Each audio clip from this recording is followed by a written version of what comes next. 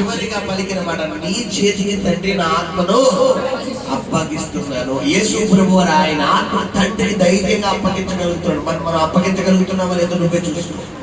నీ ప్రార్థన జీవితం ఎలా ఉంది గమనించాలి. 7 మాటల్లో 7 రకాల అర్థాలు ఉన్నాయి. మరి ఈ గతించిన 24 గుడ్ ఫ్రైడే 7 మాటలు ఒకవేళ విని విడిచిపెట్టామేమో. ఇవి అలా విని విడిచిపెట్టే రోజులైతే కాదు. ఎందుకంటే మనం చూసుకుంటే గత 2-3 సంవత్సరాల కంటే ఈ సంవత్సరంలో వచ్చిన ఆ యొక్క భూకంపాలు, ఆ యొక్క బయట జరుగుతున్న అనర్థాలు చూసుకుంటే ఇవన్నీ దేనికి సాదృశ్యం? దేవుడు రాకడానికి సూచన. మొన్న 2 రోజుల క్రితం మయన్మార్లో మళ్ళీ ఎన్నిసార్లు భూకంపం వచ్చింది తెలుసా పిల్లరా? 5 సార్లు వచ్చింది. 5 సార్లు. ఇదివరకు భూకంపం అంటే 10 సంవత్సరాలకు ఒకసారి వచ్చేది. ఇప్పుడు రోజుగా 5 సార్లు వచ్చింది. అంటే దేవుడు రాకడానికి ఎంత సిద్ధపడుతూ ఉంటాడు. అమెరికాలో మొత్తం తగలడిపోయింది మొన్నదాకా. ఇప్పుడు మొత్తం మునిగిపోతుంది. ఇసుక తుఫాన్లు వచ్చేస్తాయండి అమెరికాలో. టోర్నడోలు సాధారణంగా గాలితో వస్తాయి. ఇప్పుడు ఏంతో వస్తున్నాయంట? ఇసుకతో వచ్చేస్తున్నాయంట. ఇసుక తుఫాన్ అంటే చూసుకోండి. ఇంకా మనిషిని ఎలాగా అంటే బైబిల్ ఇవన్నీ రాకడానికి సూచనలు. అక్కడక్కడ సునామీలు, అక్కడక్కడ భూకంపాలు, అక్కడక్కడ పిల్లరా భయంకర అనంతాలు. దేని గురించి అంటే ఇవన్నీ రాకడానికి సూచనలు.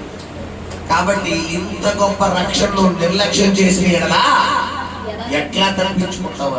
ఇప్పుడైనా మారు మనసు పొంది పాపక్షమాపణ పొంది యేసుక్రీస్తు నామములో బాప్తిస్మం పొంది పూర్తిగా దేవుడికి నువ్వు మనసారా అంగీకరించు. గమనించారా? ఆయన ఆత్మను తండ్రికి అప్పగించిన రీతిగా నీ ఆత్మను కూడా నువ్వు తండ్రికి అప్పగించగలగాలి. దేవుడికి లోబడతాం, దేవుడి చిత్తాన్ని పొందుకుంటాం. ప్రార్థన. పరిశుద్ధుని స్తోత్రం నాయన ప్రభా.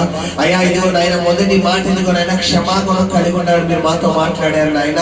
2వ మాట ఇదిగో నాయన ఇదిగో ఇతరులకు సువార్త చేసి ఇదిగో నాయన అయ్యా ఇదిగో నశించిపోతున్న ఆత్మని నీ వైపు తిప్పాలని మీరు మాతో మాట్లాడారు నాయన. 3వ మాట ఇదిగో తల్లిదండ్రుల పట్ల బాధ్యత కలిగి ఉన్నారు, మీరు మాతో మాట్లాడారు నాయన. 4వ మాట ఇదిగో నాయన మా కొరకు తండ్రి చేసేది విడిచిపెట్టే స్థాయిలోకి నీ ప్రేమ కలిగి ఉందని మాతో మాట్లాడారు నాయన. 5వ మాట ఆత్మ పట్ల తప్పుకొని ఉన్నాడు, మీరు మాతో మాట్లాడారు నాయన. 6వ మాట నువ్వు తండ్రి ఇదిగో నీకు అప్పగించిన పని నువ్వు సమాప్తం చేసావు, మీరు మాతో మాట్లాడారు నాయన. 7వ మాట మా ఆత్మ ఇదిగో తండ్రి నీ చేతికి అప్పగిస్తున్నానండి ప్రభా. అయ్యా ఇదిగో మా ఆత్మ ఇదిగో ఏ యొక్క అపవిత్రాత్మకు ఏ సూసైడ్ స్పిరిట్ ఇది ప్రభా. అయ్యా క్షణికావేశంలో ఇదిగో తొందరపాట్లో మేము కూడా అనేక సందర్భాల్లో పలుకుతున్నామయ్యా. అయ్యా ఎందుకు వచ్చిన నాకు ఈ జీవితం నేను ఏమన్నా వేసుకుంటాను, ఉరేసుకుంటాను, చనిపోతాను, అలా దూకేస్తాను, ఇలా దూకేస్తాను, ఆ పాయిజన్ తాగేస్తాను, ఈ పాయిజన్ తాగేస్తానని మేము కూడా తొందరపాటుగా పలుకుతున్నాము నాయన.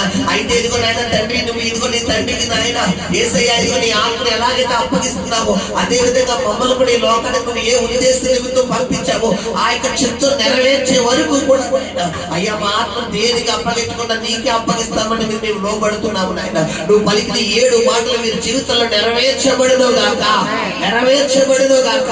నీ కృప బలముగా దిగి వచ్చును గాక, నీ సన్నిధి బలముగా దిగి వచ్చును గాక, నీ మహిమ ఏలుబడి చేయును గాక.